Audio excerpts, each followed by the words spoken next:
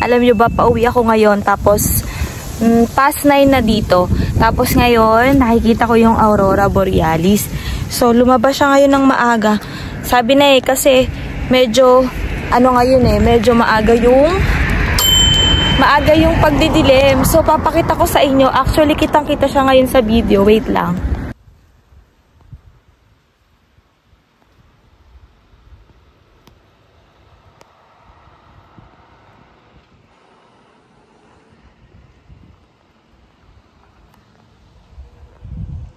Ayan siya guys, ang lakas na niya Ayan.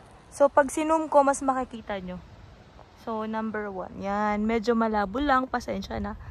Pero ayan siya sa video.